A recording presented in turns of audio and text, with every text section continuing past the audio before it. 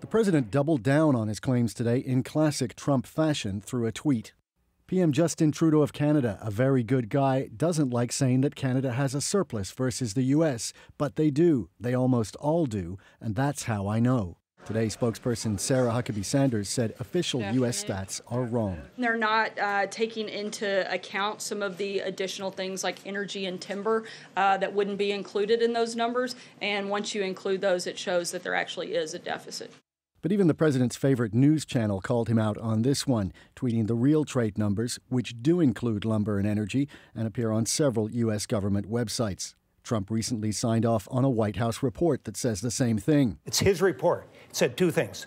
Trade is good, and there are only two countries in the world the U.S. runs surplus with, the U.K. and Canada. So the evidence is stark, and so clearly he's been making up the facts.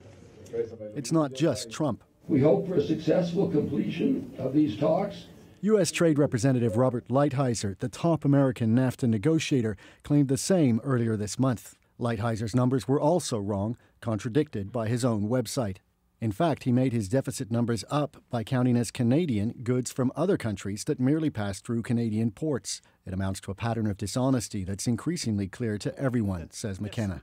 This actually helps us, because when we go to Congress now and we go to business leaders, we can say, look, the president's made it clear that he doesn't know what the facts are. Here are the facts, and the facts are that you actually run a surplus with us on trade. The art here will be to find an agreement which he can claim is a huge negotiating success for the master of the art of the deal, while not totally wrecking the North American economy.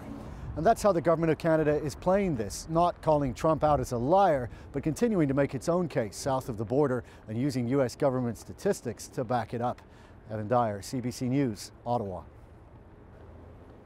Now, the way Trump deals with Canada is one thing, but winging it on overseas affairs, that's a whole other matter. The concern is, if he's so cavalier with a close ally, what will happen when the stakes are much higher?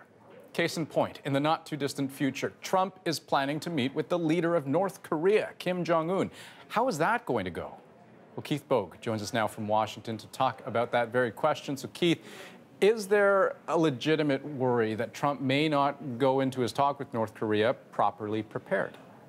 Oh, I think there is, especially when you consider this incident with Canada. It's not just that he was winging it, but the context in which we found that out shows that he was also proud of the fact that he was winging it. That's not the attitude that you want the President of the United States to have when he goes into such a serious meeting as the one that's planned with Kim Jong-un in May. But the way, Keith, these things normally go, will the groundwork not already have been laid beforehand, before Trump ever meets face-to-face with Kim Jong-un, to set the U.S. up for success?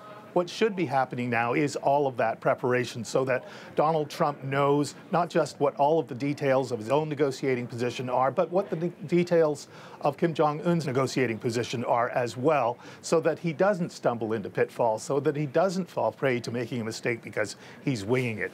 What they hope is that this is a terrific opportunity to actually make some headway on this file, and it would be a real shame for them if they were to blow it by winging it. Okay, and Keith, while we have you, I do have to ask you about a separate issue, the Mueller investigation. So, as you know, it's been reported that Bob Mueller has issued a subpoena for documents from the Trump Organization related to Russia. Tell us what we should read into that. Well, first of all, the fact that there's a subpoena suggests that the Trump Organization was not willing to cooperate with the Mueller investigation.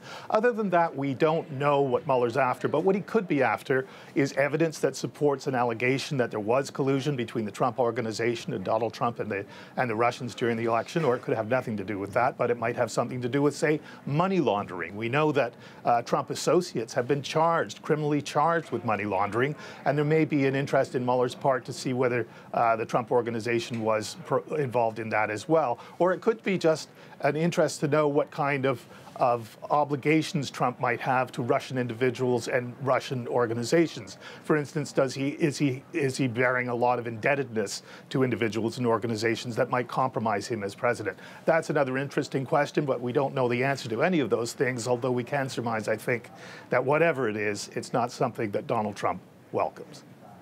Keith Bogue in Washington, thanks very much. Thank you.